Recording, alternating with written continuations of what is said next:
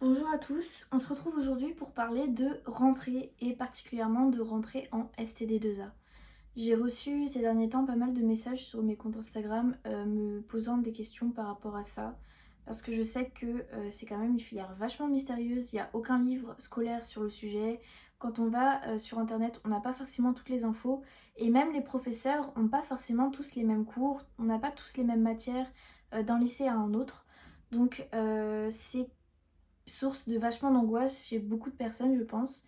Donc je me suis dit que j'allais faire une vidéo assez courte qui rassemble toutes les infos par rapport à la rentrée, que ce soit en matière de charge de travail, comment s'y préparer, le matériel à absolument avoir et celui qui n'est pas forcément nécessaire, ou même le contenu général des matières, puisque ça peut varier d'un lycée à un autre, et mon expérience personnelle par rapport à la STD2A. Je vais essayer d'aller assez rapidement sur tous les sujets, mais il faut savoir que sur cette chaîne, j'ai envie de développer un peu le sujet, donc je vais parler par exemple, j'ai déjà filmé là une vidéo sur la méthodologie en STD2A, la gestion des projets, etc., comment bien s'organiser.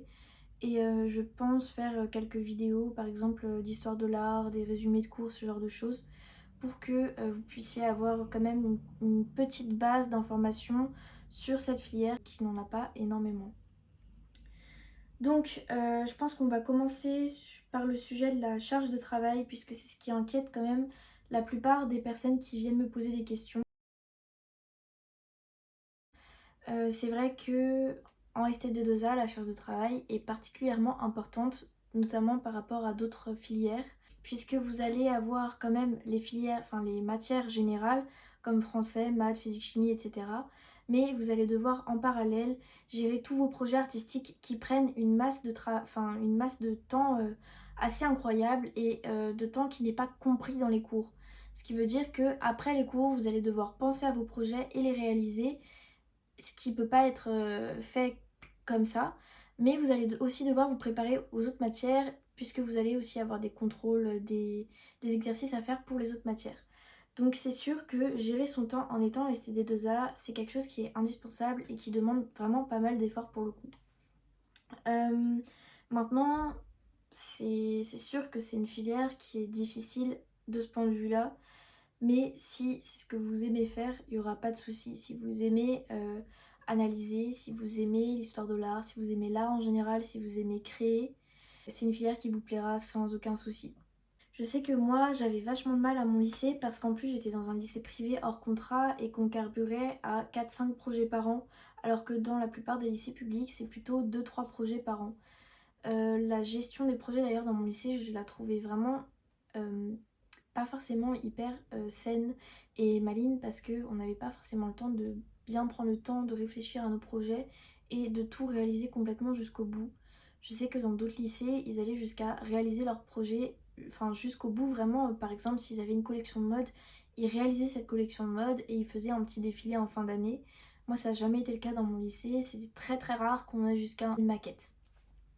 Voilà, donc ça c'est vraiment par rapport à la charge de travail. Ensuite, au niveau matériel, puisque ça aussi on me l'a beaucoup demandé, ce qui est pour moi indispensable d'avoir pour la rentrée, c'est un pack de feuilles A3 Canson. Je vous mettrai à chaque fois les références d'un côté ou d'un autre de ma tête pour que vous puissiez voir exactement ce à quoi je fais référence, et à la limite vous pourrez prendre une capture d'écran, donc vous allez reprendre le truc en petit pour avoir comme une sorte de liste de courses pour la rentrée.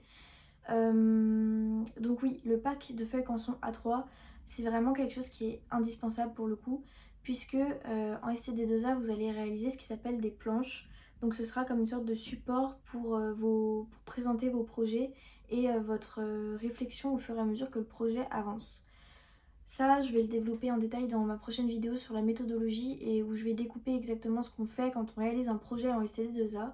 Mais là, je vous dis rapidement, c'est vraiment quelque chose qui est indispensable d'avoir un pack de feuilles canson A3. D'ailleurs, vous avez souvent des promos sur ce produit en particulier.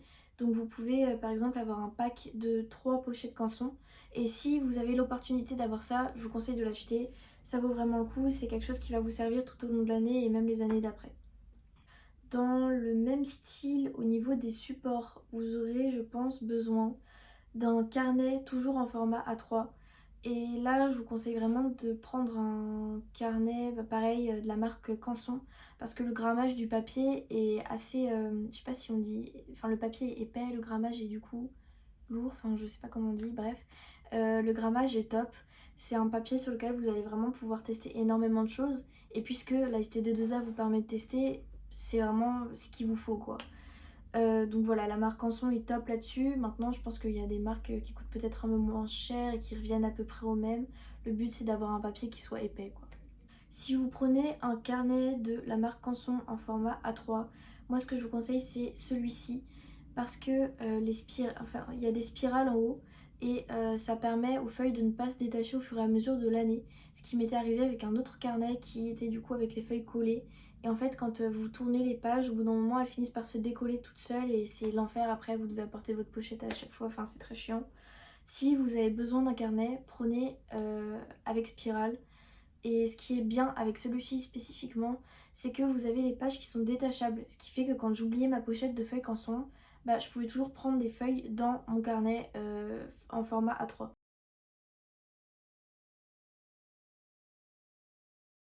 À part le cahier à spirale, je vous conseille de prendre des carnets pour vous. Donc moi ce que je fais c'est que j'ai un carnet de croquis, un carnet de dessin de tous les jours où je raconte un peu ma vie, mais vous pouvez faire un carnet de dessin d'invention, enfin peu importe, un carnet pour vous quoi.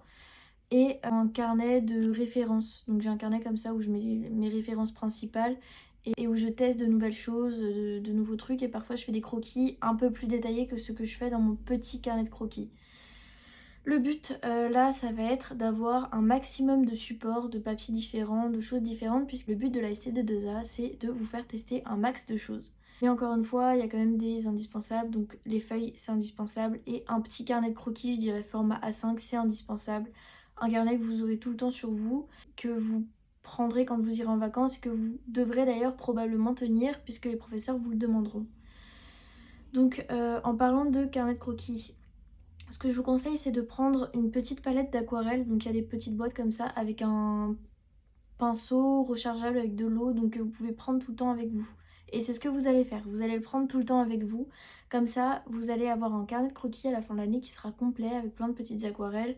C'est top, ça marche bien, c'est rapide, c'est efficace. C'est parfait. En fourniture indispensable, je dirais aussi qu'il y a besoin de crayons en papier. Ce que je vous conseille, c'est de prendre une boîte de crayons en papier, donc en priorité les B, donc qui s'échelonnent du coup du HB au 7B. Une petite boîte de bons crayons de bonne qualité, je dirais Faber-Castell, c'est une bonne... Castel, c'est une bonne marque.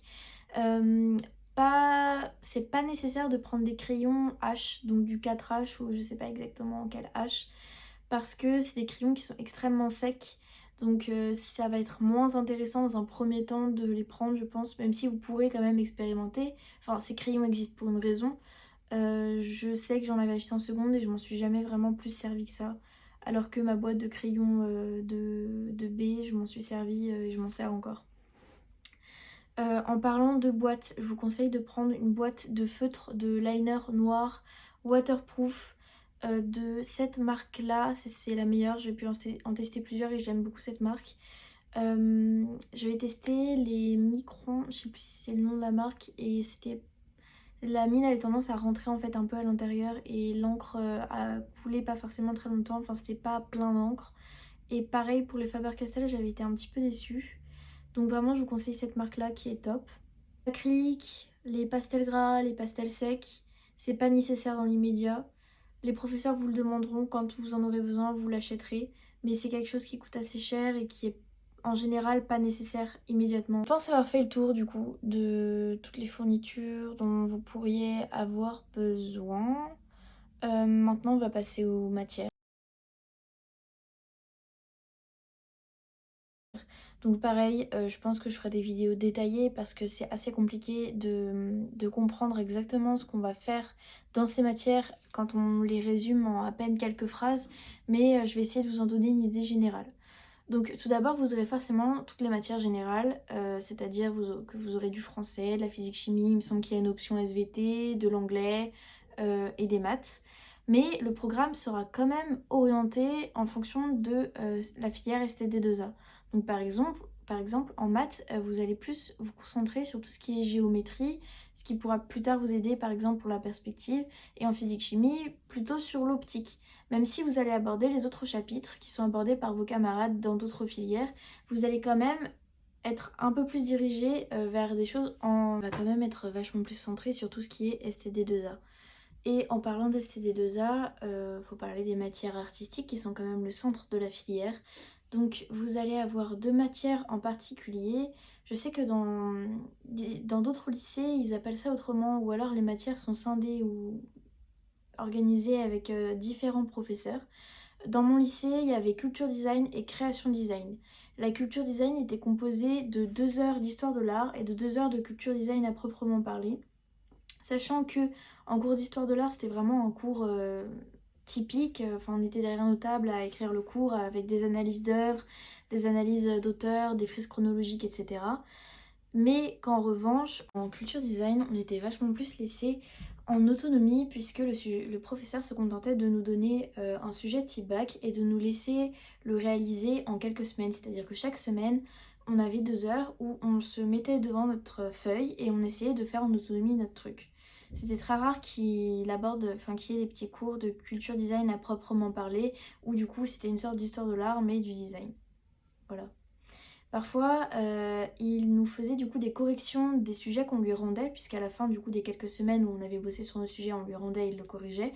Et quand il faisait des corrections, il en profitait pour nous dire ce qui allait pas dans ce qu'on avait fait et nous guider pour le prochain sujet qu'on ferait. Mais j'ai jamais eu vraiment de cours où le professeur nous a donné un exemple concret en disant il faut faire comme ça, il faut faire comme ça. Il se contentait de prendre ce qu'on avait déjà fait et de nous dire il faut pas faire ça, il faut pas faire ça, tu devrais faire ça. Ce qui fait que d'un côté c'était bien parce que ça m'a forcé à apprendre par moi-même, à trouver mes propres techniques d'expression. Et d'un autre côté, on partait quand même de vachement loin et j'aurais bien aimé avoir une petite base, un petit quadrillage qui me permette de pas trop me perdre au départ. Et enfin, dernière matière, c'est la création design. La création design, c'est quand même le centre de la STD2A, puisque c'est la matière dans laquelle on réalise nos projets. Et c'est un peu le même système qu'en culture design, c'est-à-dire qu'on a un sujet, type bac aussi, et au fil des semaines, on va le développer et faire des planches chaque semaine pour chaque étape du projet qu'à la fin, on rassemble et on met dans un dossier final. On doit ensuite présenter à l'oral. J'espère que ça aura pu vous aider, c'était très rapide, donc si vous avez encore des questions, n'hésitez pas à me les poser en commentaire, je lui répondrai avec plaisir. Et si vous avez plutôt des questions assez personnelles ou des situations particulières que vous aimeriez développer, n'hésitez pas à me demander en DM sur mon compte Instagram. Encore une fois, ce sera avec plaisir que j'essaierai de vous répondre et de vous diriger vers des personnes qui pourront mieux vous aider que moi si jamais c'est le cas et que vous en avez besoin. Voilà, et pareil, n'hésitez pas à me faire des petites remarques, des conseils pour mes prochaines vidéos. Et je vous souhaite une bonne rentrée et bon courage. And if you want to read my mind, just go ahead. There's nothing to hide. I'm so depressed.